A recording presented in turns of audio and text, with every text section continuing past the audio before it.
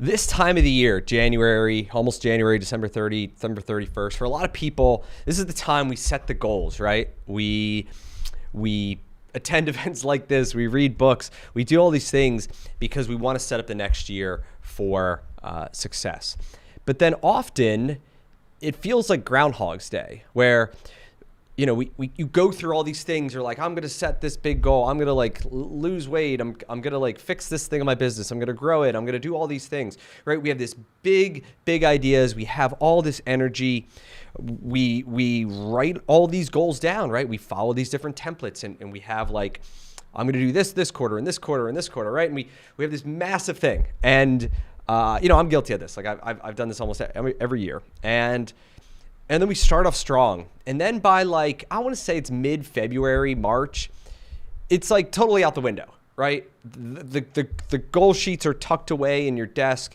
You've been totally derailed for various reasons, right? It could be that you set a goal to, if we're in the franchise business, you say, hey, I want to buy 3 more locations, right? And maybe in January you get a deal to buy 5 in a single shot. And then your big goal that you had could be it's not even relevant anymore, right? Or something major could happen. A key person could quit, and all of your plans that were to have all this massive growth, now you're in like a recovery mode, right? There's all these things that happen. And then by the summer, it's totally out the window. You've got a whole new direction. And then by this time next year, like I would bet most of you can't even remember what were the goals that you set last year this time, and did you achieve them or not? And I'm totally guilty of this. And so recognizing it, one of the things that I intentionally made a change on this past year, and that is my strategy going forward, is really what I want to share with you today, which for me is a better option. And I think that's the big thing. Like, there's everyone's got advice on what to do, right? Like I've got my own advice, but at the end of the day, you want to pick and choose like what are the pieces that work best for you in your lifestyle, your work style, the way that you see the world. For me, I'm doing my best to keep things as simple as possible. I think it's way too easy to get complicated in all these tracking sheets and all these different things. But if we really want to grow and we really want to be focused, we have to keep the plans as simple as possible. Otherwise, it's going to totally kill it. And so that's like the first thing, is we want to keep it simple. We want to have a plan that works based off of our desires and goals and the things that we want to achieve. And then we go from there. So, and by the way, if you're watching this live, comments, you want to put them in where you're at, what business you're in. I'm going to be kind of taking them throughout too. So this is my point here, is to be interactive as well. So next, let's talk about how to set the goal itself.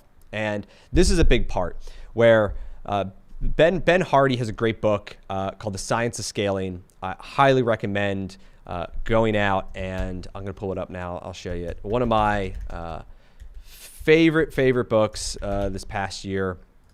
And there's my screen. Here we go. So you can go ahead and find it on Amazon. This is it. It's this yellow book. It's called The Science of Scaling. Ben's authored a number of books that are pretty popular in the business world. I think he's one of the top authors in business right now. A lot of his stuff is data-driven. It's psychology. So it's like how people think. He boils everything down in these simple frameworks. So you may be familiar with like 10x is easier than 2x, who, not how, the gap and the gain, all of his. And so anyway, I've read this book multiple times. I've run a number of workshops on it. We are applying these principles in my business, both the automotive repair business, which we'll do $50 million this year, and all my my online business, which is helping people buy and scale franchises and make money through that business. And so a couple things that are super critical in this book, and I'll give you kind of the cliff notes here, which are, first, we want to set a goal that is massive, a goal that pushes us outside our comfort zone, a goal that, if achieved, would like completely change your life. That's the first thing, where a lot of people take this approach to goal setting and they're like, I want to get 10% better. Or I want to get like some incremental better because it feels comfortable and it feels safe.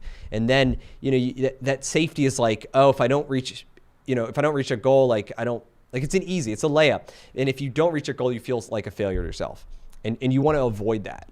And his whole thing was like, if we set a goal that is massive, something that it will actually change our lives, like materially change your life in terms of how much money you're making, which then gives you comfort to, have security, to maybe have some more fun, to travel, to upgrade your life, to have something to pass on to your kids, right?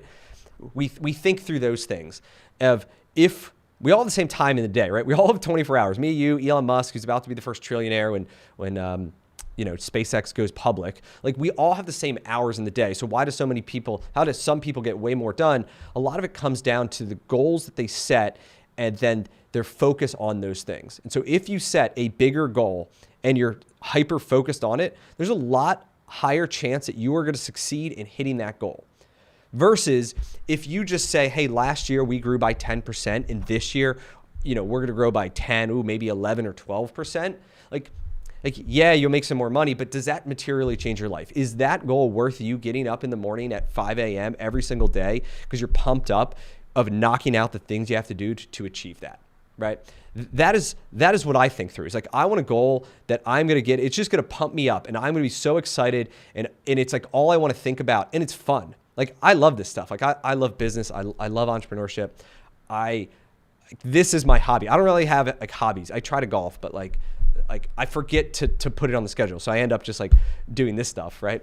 But it's also because I have big goals that are exciting to me, that challenge me, that make me want to drive. And so that's the first thing is you want to set that goal that is so uncomfortable that you feel embarrassed telling somebody.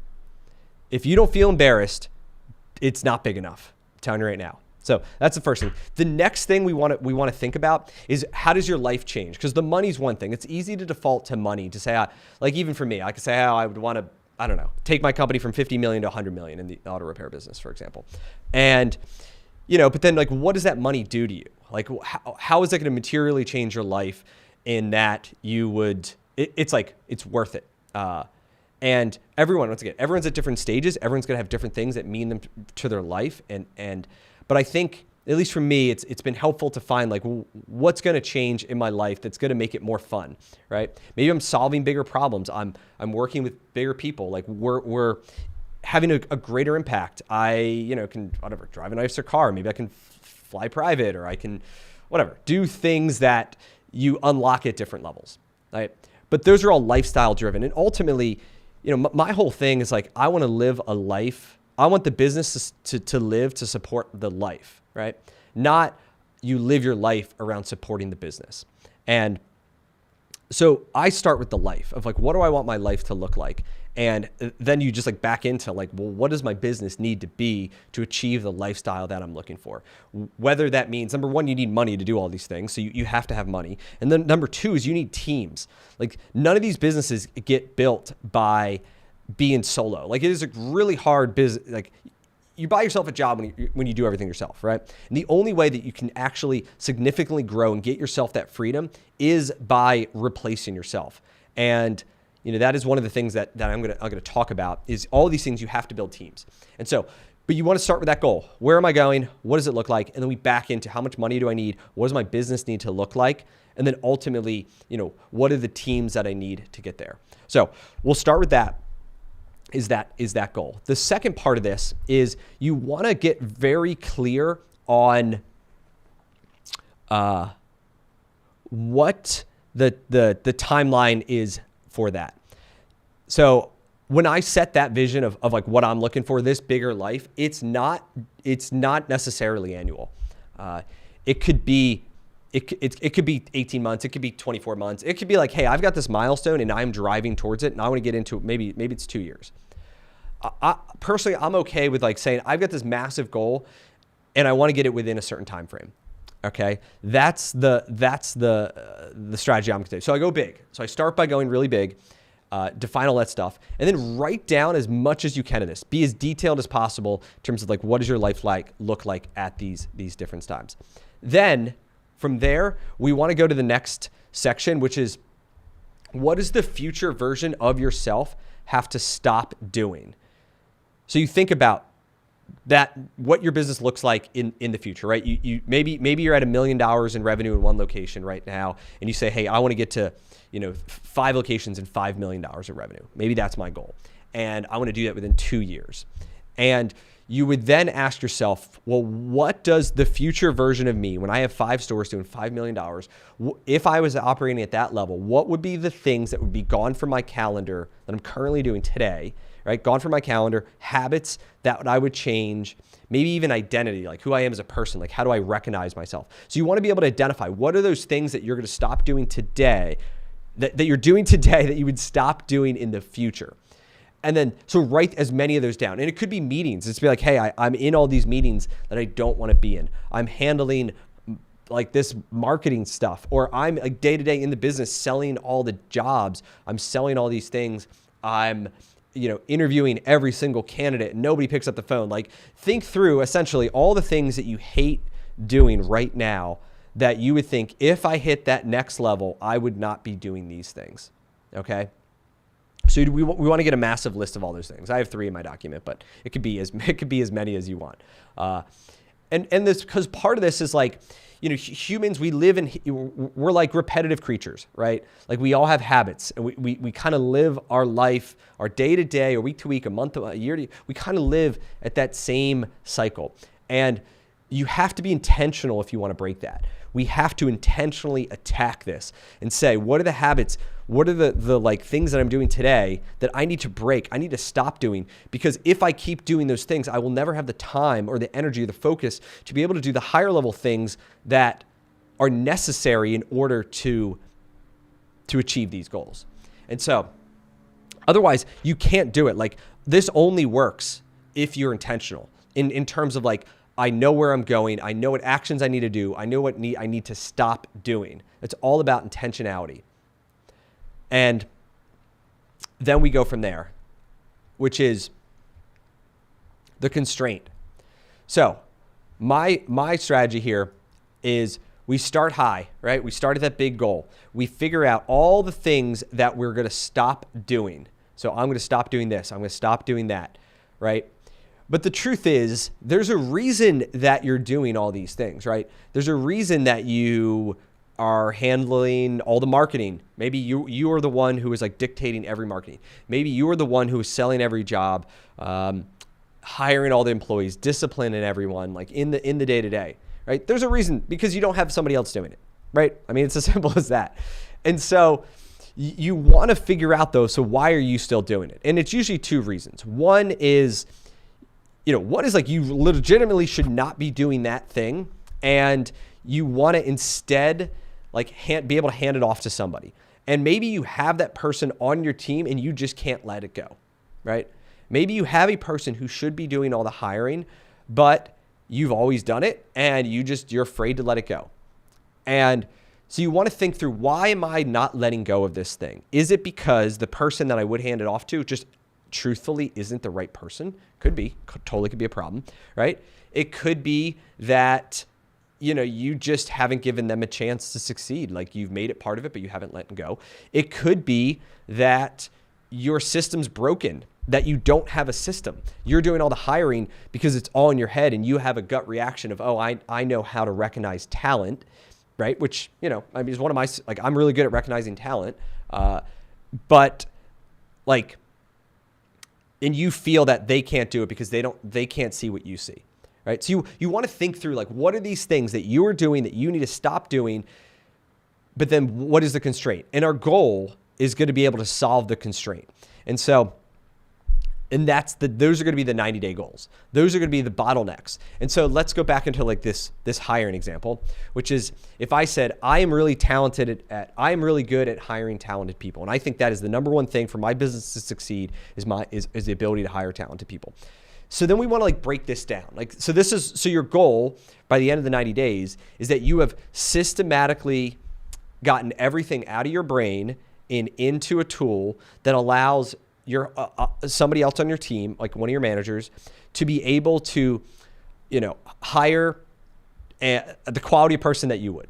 And like, I would make it to the goal as if like by March 31st, someone else has completely taken over the hiring system and hired somebody just as good, if not better than you would have found, right? So like that's how I'm thinking through goals, is we not only think of the constraint that, oh, I need to get better at hiring, but we want to break it down. Like, what does success look like? That's really what we want to think through is, I'm going to edit this doc here, is what does success look like?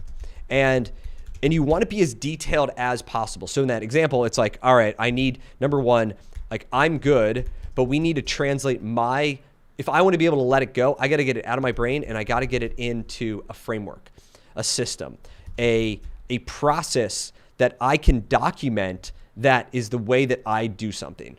Because honestly, that's like this is like at its core, this is the biggest problem that almost all business owners face is like, I call it the hero trap, but basically like you're the hero of the business. You're the one that does everything. You know, you solve every problem, you fix everything. Like you're all in on saving the day. And that like is really good. It's the best way to get started. It is being the hero is the best way that you can go from essentially zero, where you build this thing from nothing, to a profitable business that is like providing for your family and like doing all the things it should do.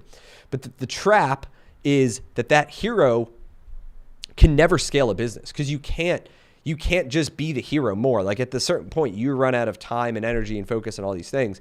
And so you need to go from what's called the hero to the architect. And the architect is the person who builds, right? It's the person who has the vision.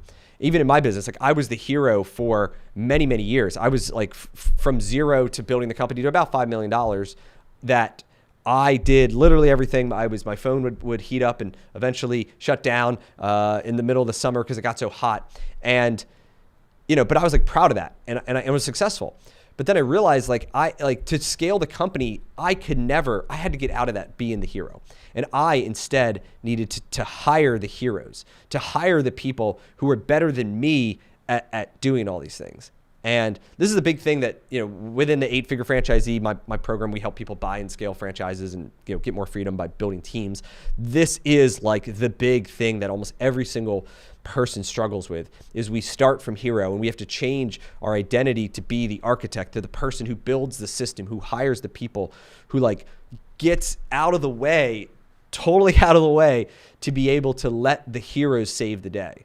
Even in my company, like I'm not the, I promoted our COO to be CEO last January. So like he is totally in charge of our auto repair business. And we had a record-setting year. We're up 30% in December. We're up like 12 or 13 for the year. It was the best year we ever had with me not in charge, right? And like many people would think that and feel like negative about it. And I think it's awesome. Like I love the fact that, the business can grow without me, because otherwise, like you become this bigger bottleneck and your company can't grow, your people can't succeed, because if everything has to run through me, and then I'm the constraint.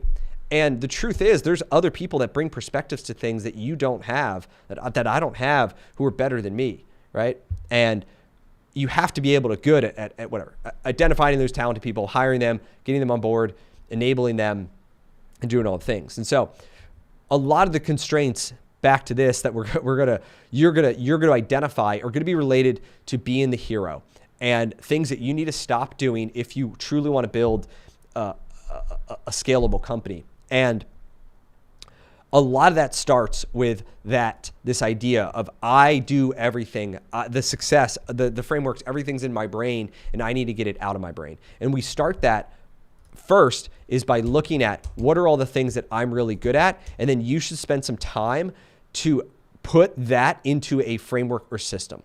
Okay? So if we go back to that hiring example that says, hey, I'm really good at hiring. I can identify talent really well. So then what we want to do is you have to figure out, and we could use ChatGPT, you could use Claude, you could use like AI to like talk you through this. But essentially, you're going to go through and say, like, why, like, what do I see in people that other people don't, right? So like, I'm really good at hiring people. And my thing is like, I personally want to look at core values. Like I care more about the person than I do about the resume.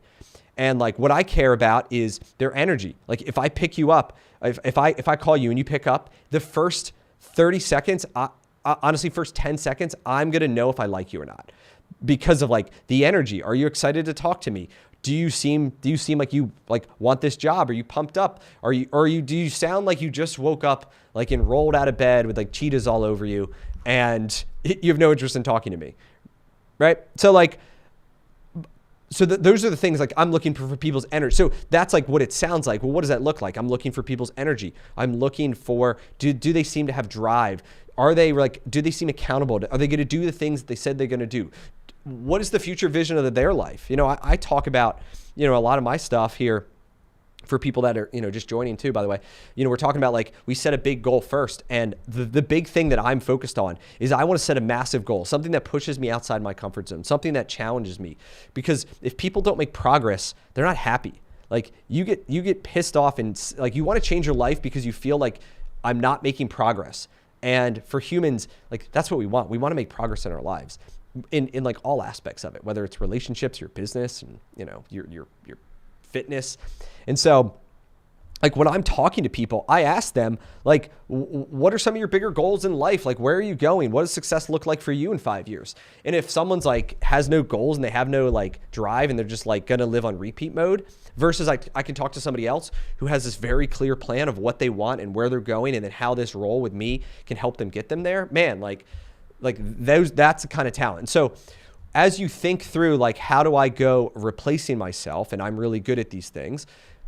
Document as much as you can the things that you are good at, why you think you're good at them, so we can create a system and a playbook. And the best way, honestly, is we use ChatGPT to then have something that someone else on your team could run it through like it's you, right? That is like the end result. That would be like the constraint that I would want to solve within the 90 days, right? Is saying that like, you know, we have a hiring system, for example, that, you know, our team can run without me, which equals we've hired someone. Okay. Because that's the second part of this is you don't want to set a goal that's just like, oh, a hiring system that team can run without me. Like that is like kind of vague and that's not outcome driven. We want all of our goals to be outcome driven. So the outcome that we're really looking to achieve is that we've hired someone, you know, who I approve or like who I would like I'm impressed with. I'm impressed that someone else on my team has hired this person. Because if that is your biggest constraint, it's like I spend all my time hiring people and I can't focus on any of this growth. I can't focus on our margins. I can't focus on our marketing. I can't focus on X, Y, and Z because I spend all my time doing this thing. That is your constraint. And at the end of 90 days, if you have a proven system that is working to hire people better than you would have found on your own, think about how much relief that would put on to you, which totally unlocks a new level to the game. Right? Because like if you think through franchising, you know, because I'm, you know, this is all it's all about copy and paste, right? So it's all about how do we have a system that we can be successful in a single location, and then we can copy it and we can run that same playbook at a second location and a third, a fourth, a fifth, and then once we have 5 or 6, then we have a market. And then we can have that market and we can have a district manager, right? We can have that regional person who oversees the market. Once we can successfully operate one market, there is almost no difference to go to 2 markets, 3 markets, 4 markets. It's like, you know, the constraints that you have then at that level are like, you know, you obviously you're going to need money. How do you find money?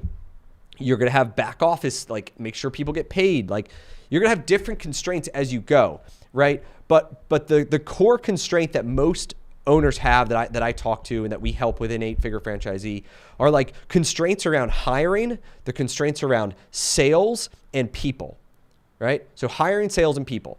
That's where I would first look at to diagnose and really get like you have a solid system. So if your constraint is that you sell everything, like you are the number one salesperson in your company, and then if you stop making calls, that the money stops. Like that is a constraint that honestly, that would be like one of the ones that I would look to solve as quick as possible. And so then it's like, well, how do I can solve that? Say, well, I need to go hire somebody who's better than me, right? Who's a better salesperson than me. That would be the constraint that I would look to solve. And now you may say, well, I have people on my team and I'm going to work to train them, right? But the truth is with sales that people generally can sell or they can't, It's like it's riding a bike. They either know how to ride the freaking bike or they fall off.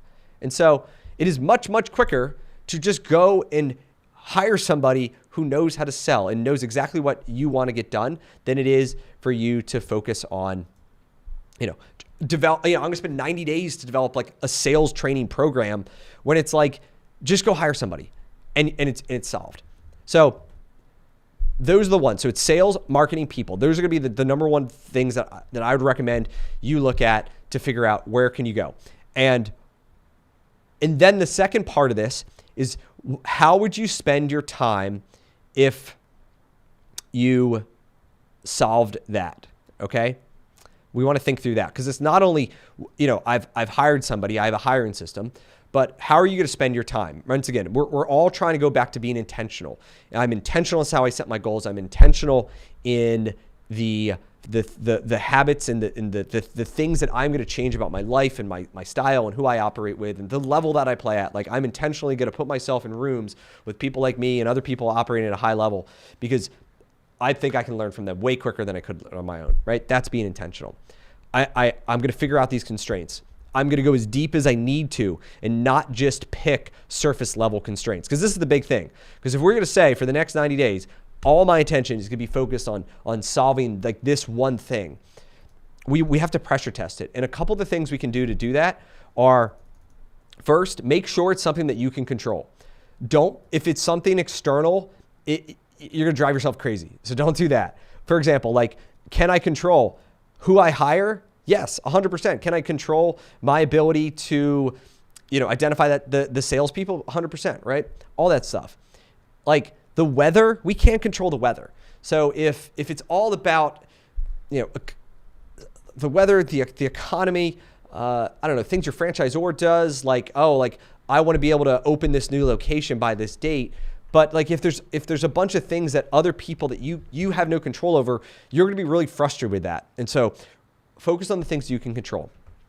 Number two, for this constraint, if you solved it tomorrow, would that big goal, the 10x goal, whatever you want to call it, would you actually be closer? Like, does this thing that you're looking to solve, does this actually move the ball? Or is this like, yeah, that'd be nice to have, but like it's not one of the critical rocks you have to move in order to hit that big goal?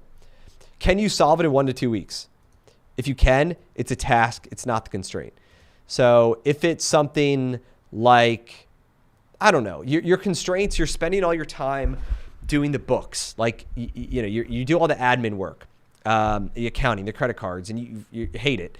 And I mean, you could hire an extremely talented global employee that lives in Latin America, South America, the Philippines for $1,000 to $1,500 a month, who has spent their entire career and has a CPA in bookkeeping, and you could never have to do that task again. You could find them in a week and you could get them hired almost in a week, and you could probably within 3 weeks have that 100% off your plate. Totally. I mean, I have a team of 15, 20. We have like 200 employees, in the auto repair, shops and stuff. We have 3 people that work in our office, right? And we have like a pretty big company. Everyone else is global. Every single other person is in the back office, is in the Philippines, is 100% remote. And anyway, totally can solve that very, very quickly. You just have to just know what to do. So I would go through there. And then we ask yourself, is this a real constraint or is it comfortable? Is it something you're already like 80% done? You're like, hey, this is like a checkbox. Or is this, you're picking this because it's real and you really want to drive it forward? So, for the people that are in, my communities, 8-figure, they're working on this. They're putting it together. They're bringing it back. We're pressure testing this kind of on live calls and stuff like that. It's more interactive. So, all right. So we got that. So we fixed the thing. So from this hiring example, the constraint, the success is I've built an automated or semi-automated system that allows our team to hire high quality candidates with minimal interaction from me.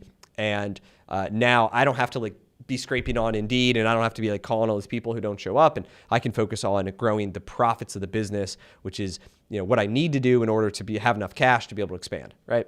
Whatever that looks like. So then we want to go into the intentionally saying no to. A lot of entrepreneurs, driven people, high performers, we tend to say yes to a lot of things that honestly we really shouldn't do. And so what this looks like is a business, another business. You're saying, hey, I've got this business, but you hear me talking about auto repair shops. You hear someone else talking, Cody Sanchez talking about laundromats or, car washes or whatever. And you're like, that sounds good. I would love to do that. I want another source of income. And so all of a sudden now you're going down this rabbit hole, like on Biz Buy Sell, looking at laundromats and stuff and not focused on your main thing.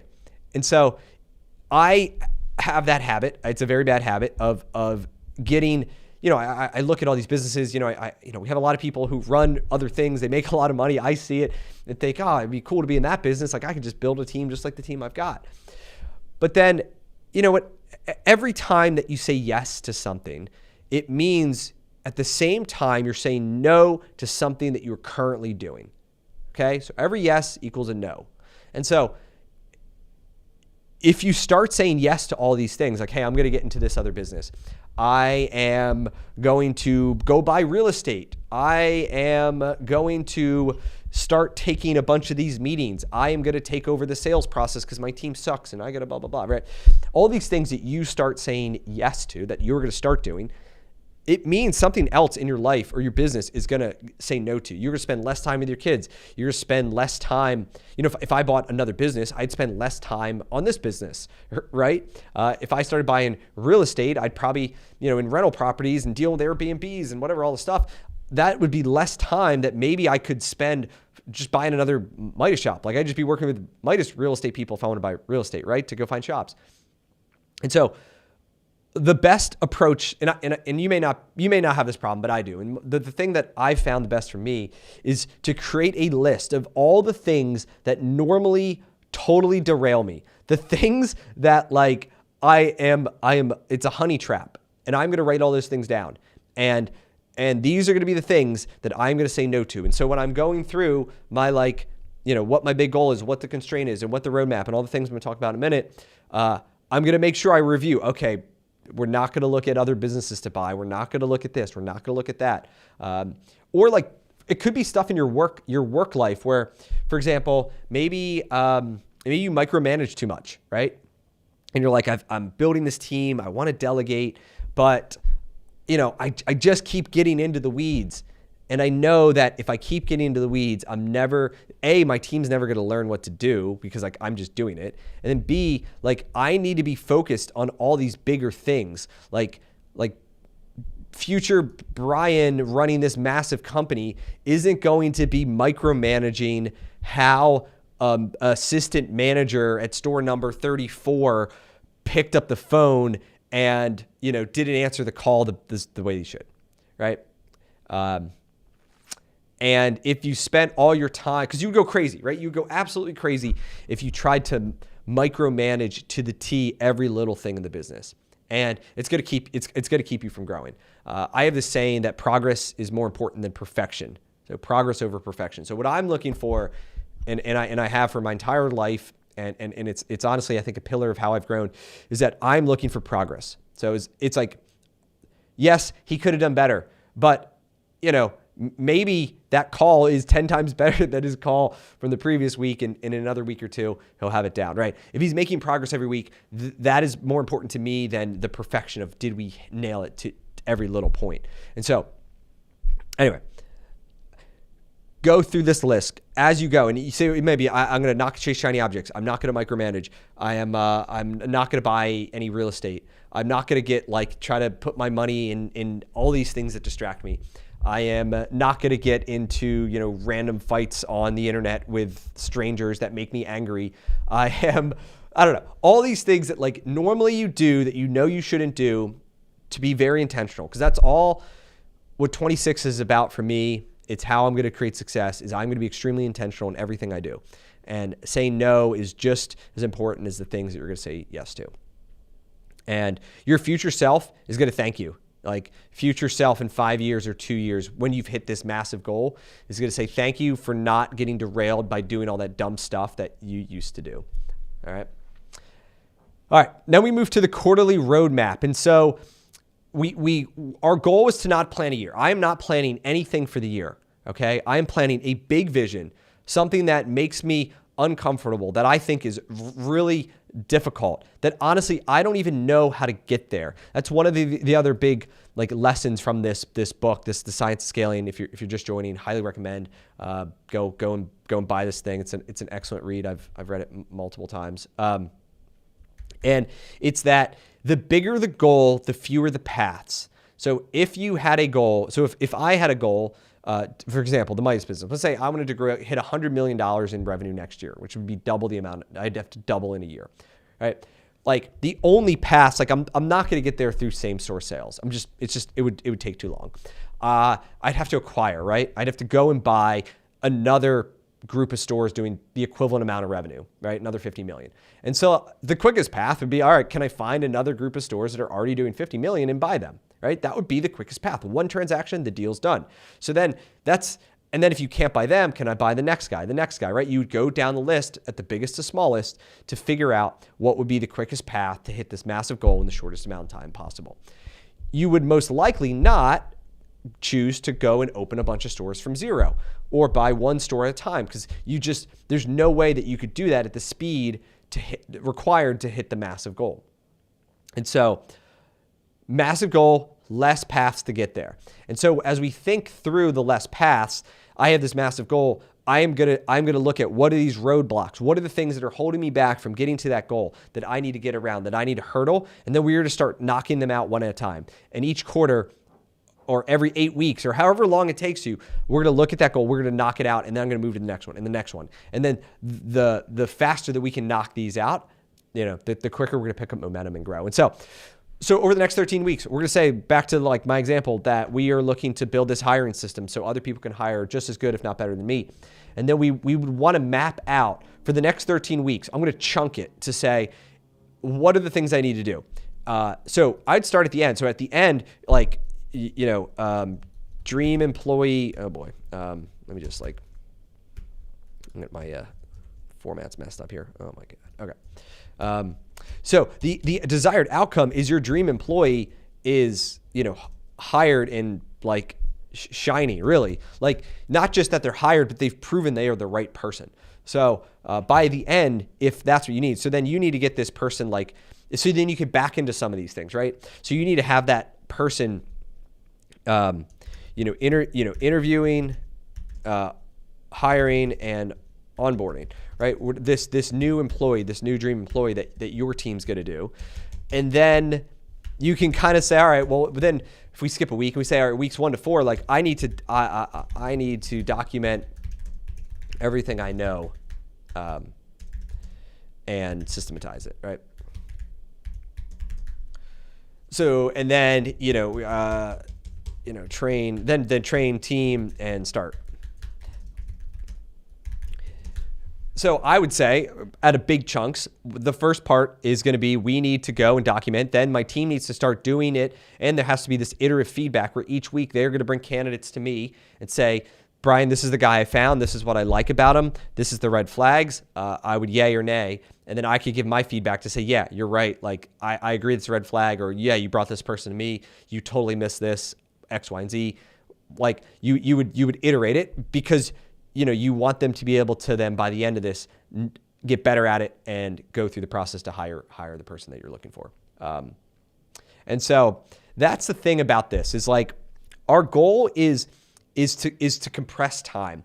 And if you set an annual goal, when you've reviewed your results on an annual basis, then you're looking at it once a year, right? So we talk about one side to the next, one side to the next. If we look annual, we review annual, and our speed to change is once a year.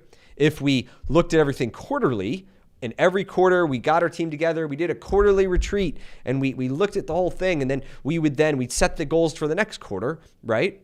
We would look at everything on a quarterly basis. So we get 4 times a year.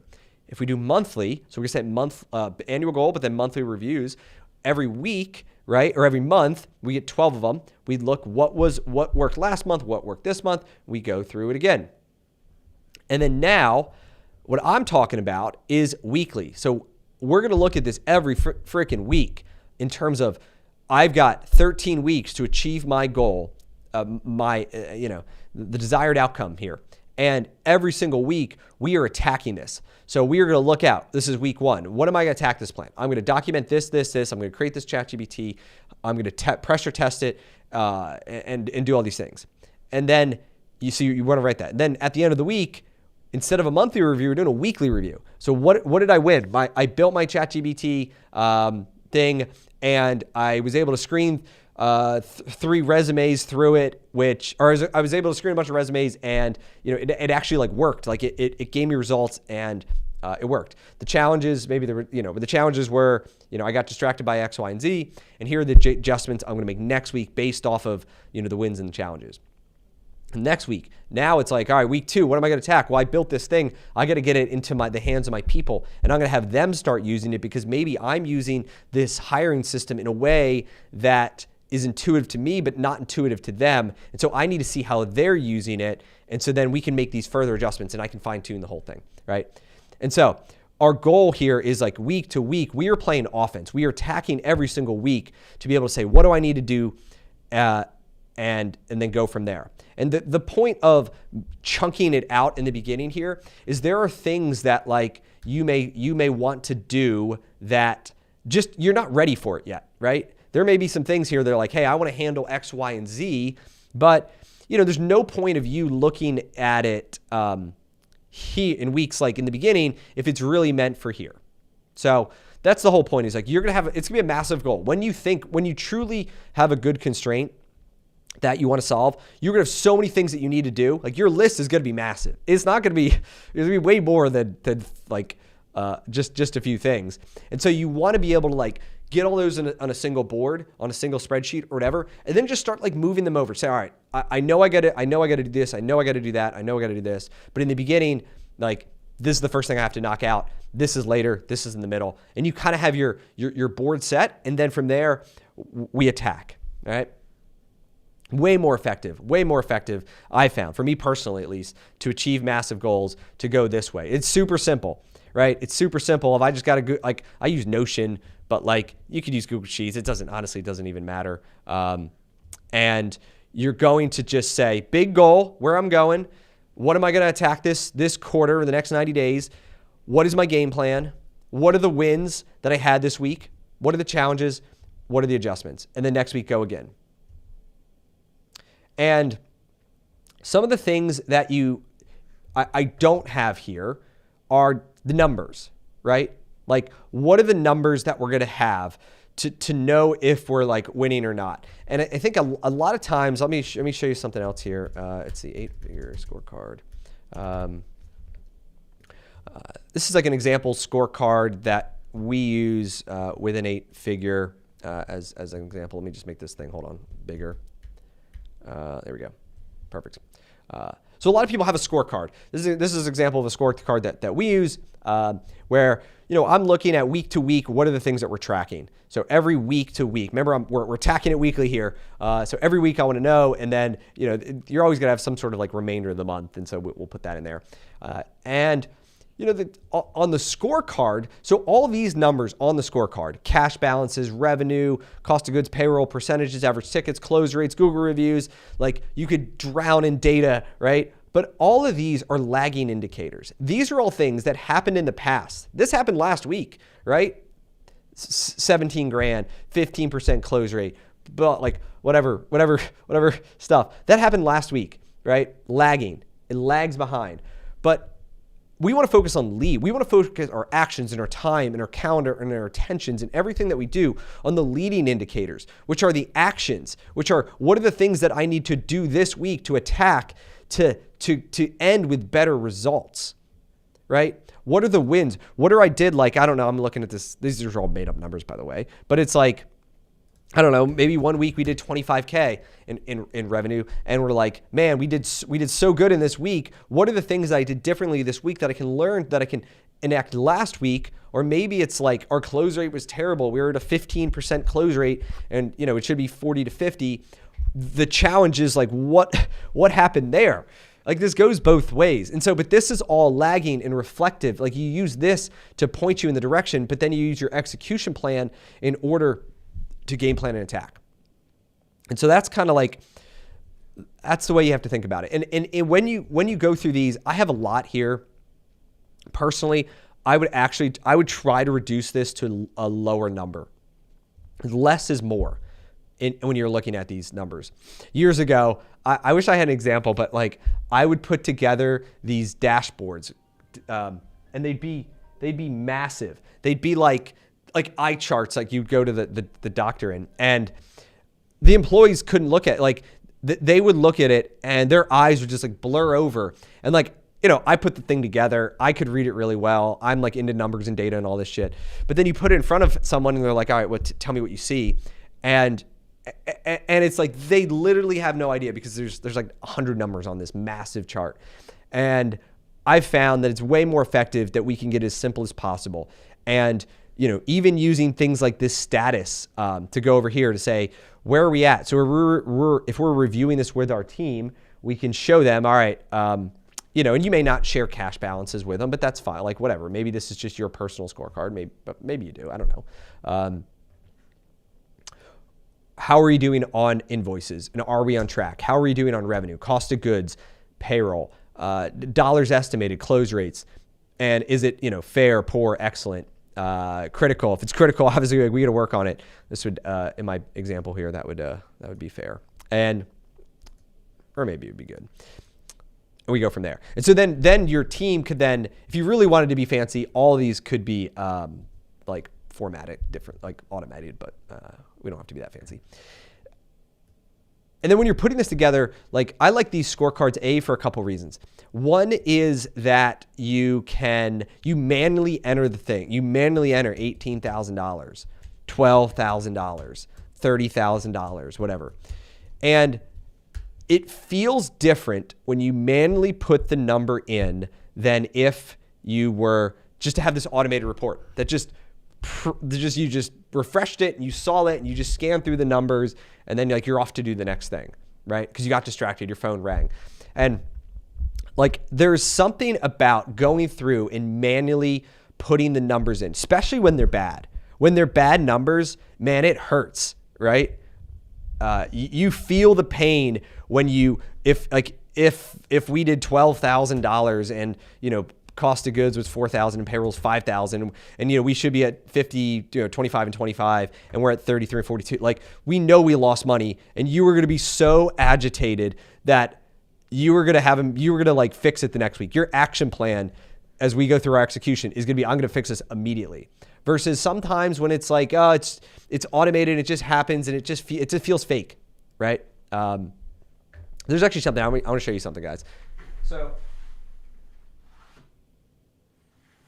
these are my dad's. My dad started in 1976 with his business, and he had these books. This is obviously like before computers, and every day they would go through and you can see this together.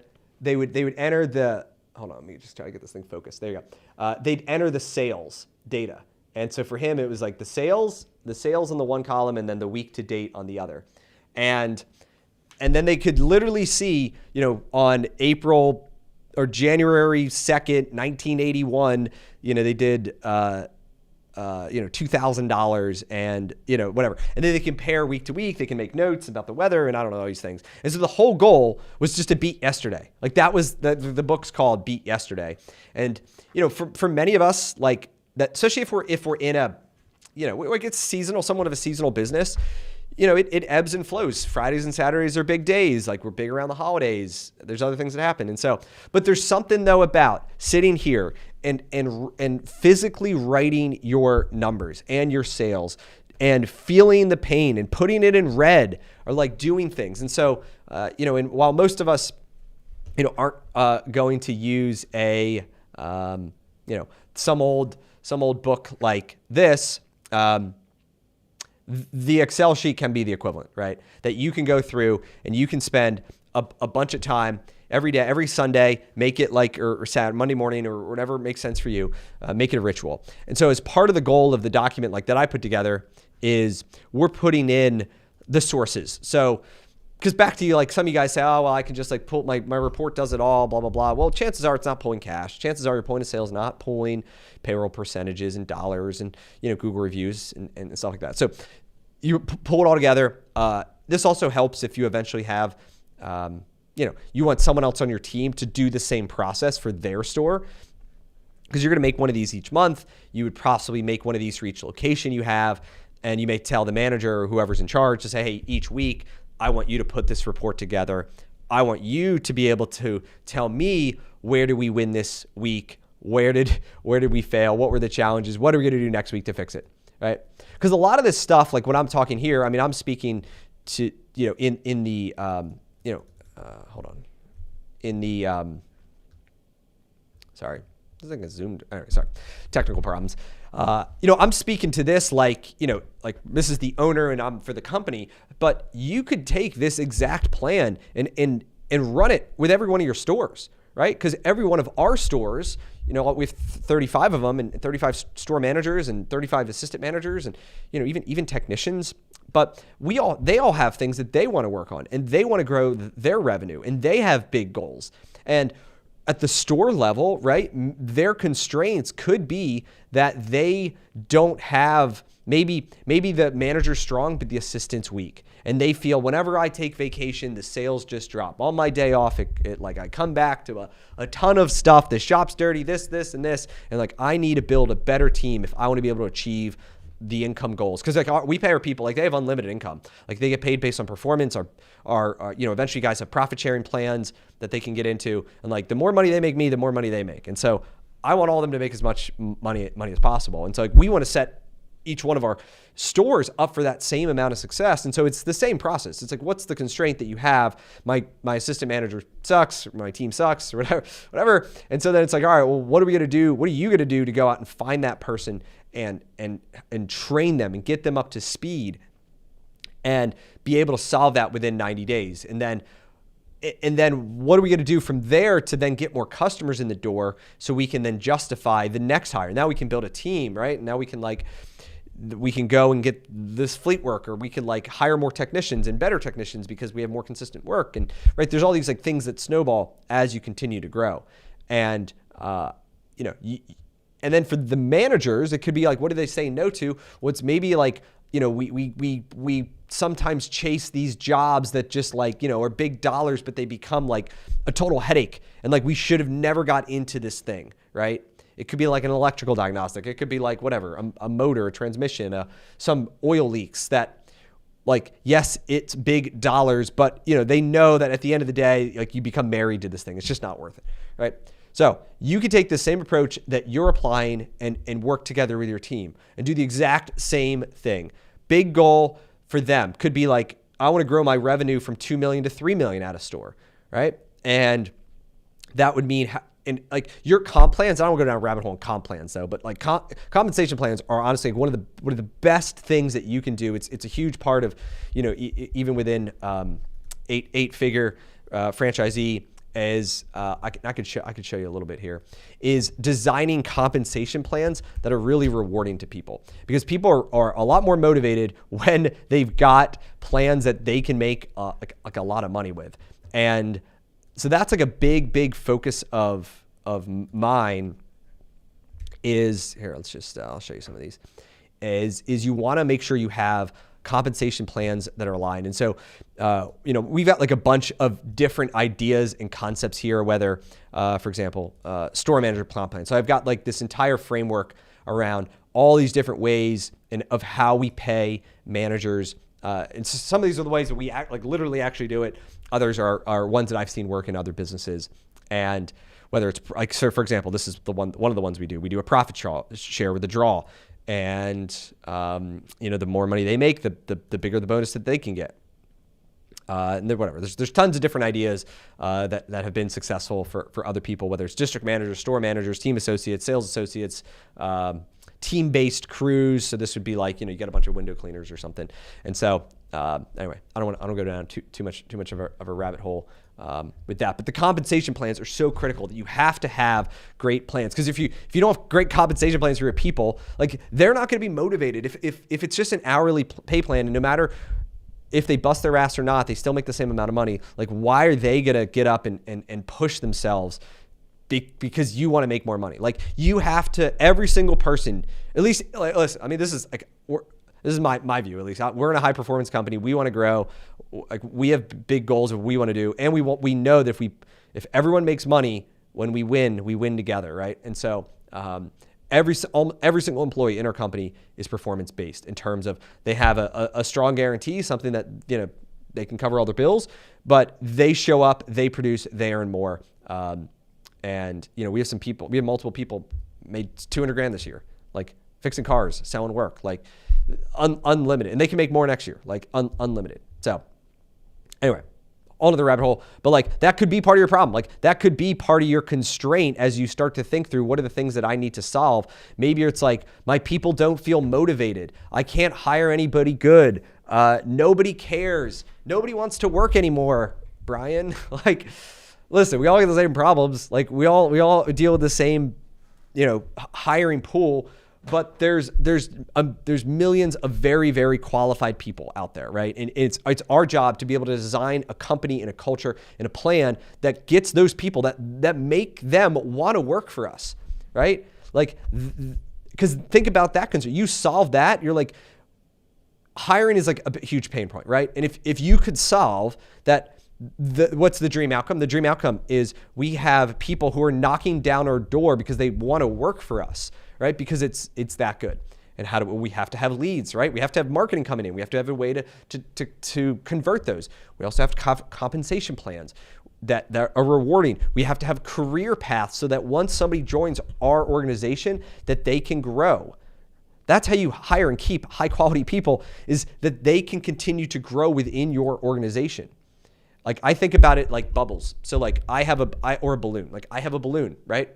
My balloon started at when I bought my first 2 stores. It was small. The balloon was like me and a couple other people, right? But then as we added more locations, my balloon got bigger and bigger. And as my balloon grew, the opportunities for the people within my world got bigger and bigger. So then someone could go from, honestly, a $14 an hour technician to becoming a store manager, to becoming a managing partner, like the profit sharing plan.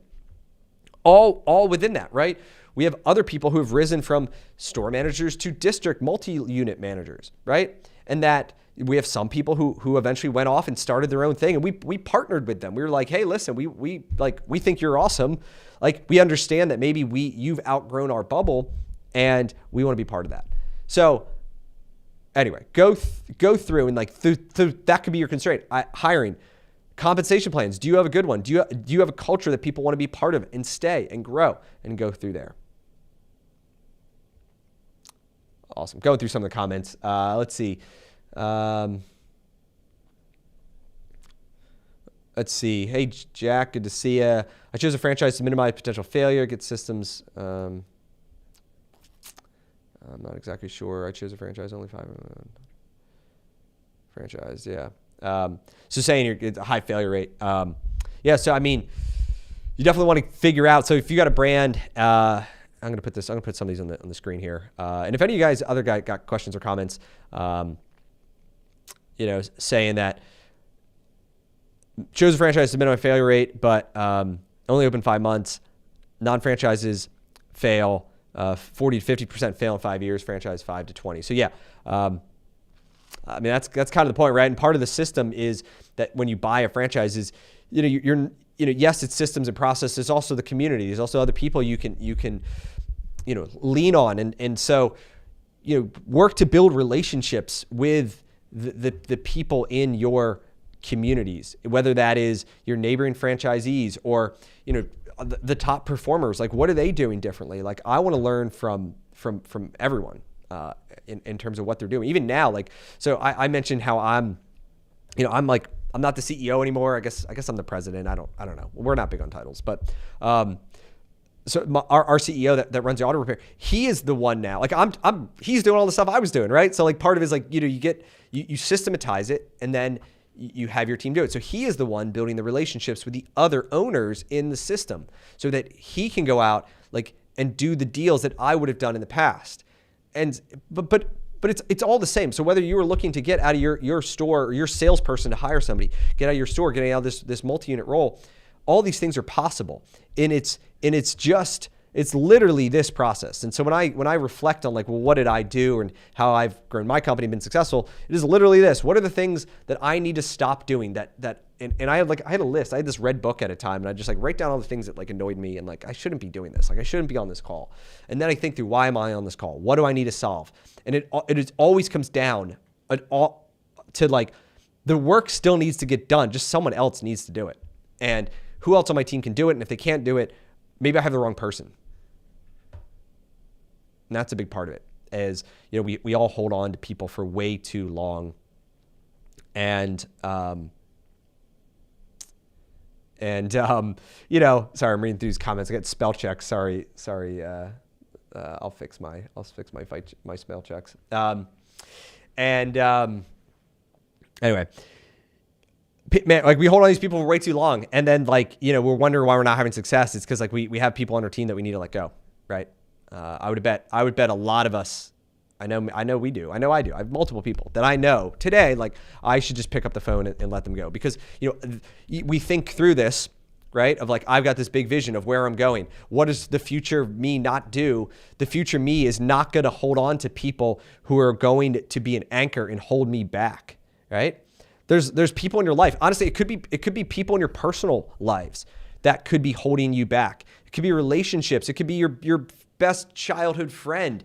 It could be your drinking buddies from college. It could be like, there's like lots of different things. So when you think about this, zoom out to not just like the business stuff, but like the life stuff. It's like, what are the things that are going to stop you doing? Even for me, like I used to drink two beers a night, a couple glasses of wine, whatever. And for a while, like it was no big deal. But then I don't know, I started feeling shitty every morning, every single morning. Like I'd be groggy. And then I'm like, I used to want to wake up at like 5 o'clock and hit the ground running to get a bunch of like deep work done before like my kids get up and stuff.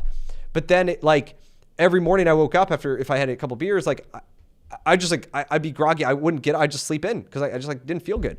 And so eventually I was like, this isn't serving me, right? Like I have these big goals and dreams and like this better life I want to create. And like, so whatever. Now it's like, you know, I'll have like athletic beers and like whatever, they're fine. And I'll have out here or there, but like think about your whole life and all the things that are holding you back.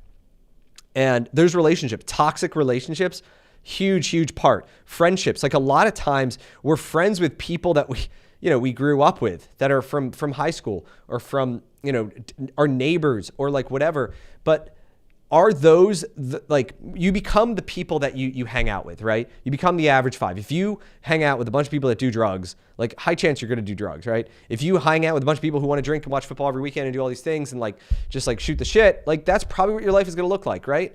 If you hang out with a bunch of people who are super high performers and who like are pushing themselves and challenge themselves and like sharing ideas and like being really authentic and honest and transparent in everything they do, well, guess what? Like you are probably going to start thinking and acting like that.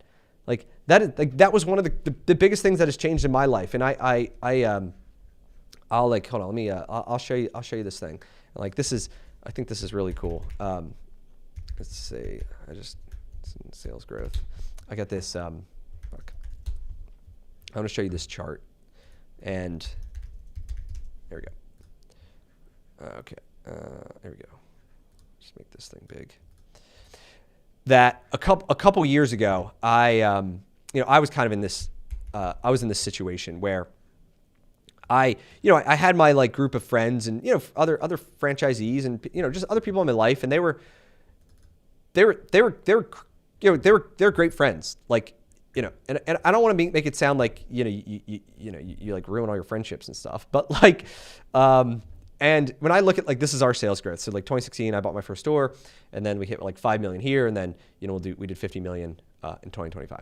And when I look at what are some of the big monumental changes that happened here, like during COVID or around COVID, and there's a few, but one of the biggest ones was I intentionally put myself in a room with other high performing people.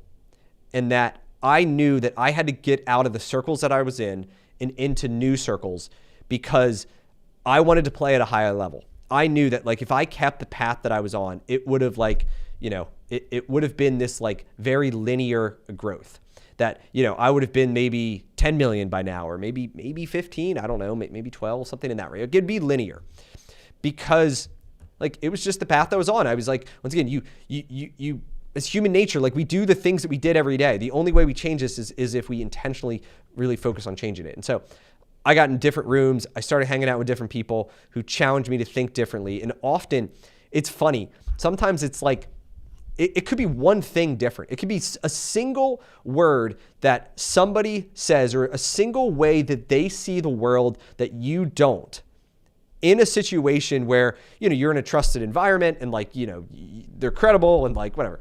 It's not necessarily, I mean, it could be someone says something online, but like, it means it's way more powerful when it was that. And single frame, single view, totally change your outlook on life. And anyway, that was it for me. How did I find those rooms? Good question. So, there's a couple things. One, it's what we're doing in eight-figure franchisee. Like this is like, we are creating these rooms for franchise owners. So like, if you own a franchise, you want to add more relations, grow your profit, and have more freedom, talk to me about that.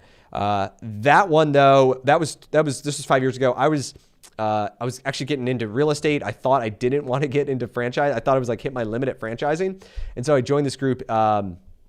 I'm still in it today. It's called GoBundance is this group. And so it's theirs was a mastermind, men only. They do have a women one too. There's like a minimum net worth. So it's for higher net worth people who want to kind of live bigger, better lives is the idea of this one. And so, yeah, I've been a member. I joined in February of 2020. And like I said, I'm still a member today. My wife is involved with the other wives, and there's it's good there.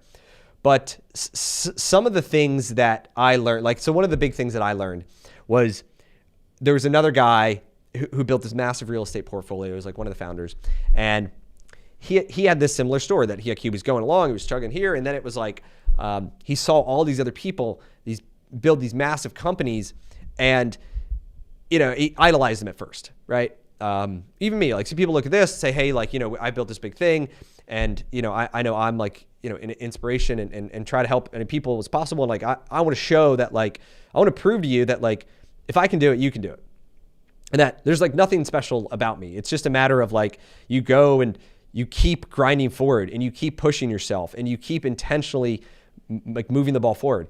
And that question, why not me, is that was the thing that I learned from this guy 5 years ago. I still remember, I still talk about it today. It's because he looked at all these other people and he got into rooms with them who built these massive companies, and he realized they aren't any smarter. They didn't have any more experience at the time when they like started their climb. They didn't really come from money or like have like an unlimited checkbook. Like, they had to scrap it together too. But he realized like what was different was they were extremely focused on their goals. They were very, very clear. They had big goals. They were extremely focused on them. And then every single day they were executing. Every single day they were working to move the ball forward. And then he said, and this is like, I learned this and I was like, that sounds good. I'm just gonna do the same thing, which is like, why not me? If other people can do it, why can't I?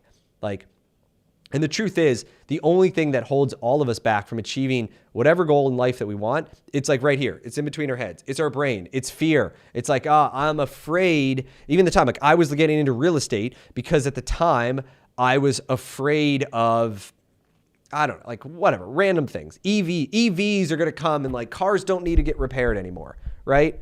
Trump just killed that, by the way, with his whole thing. It's great. They was never going to happen either way.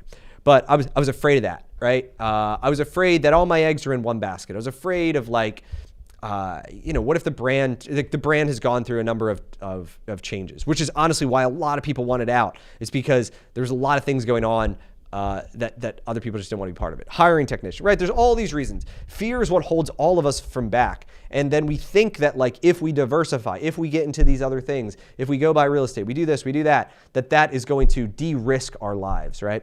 But the reality is that it holds us back, in that the more diversified, the more things that we say yes to, the more diluted our focus. And if we're diluted, we can't we can't think at the higher level.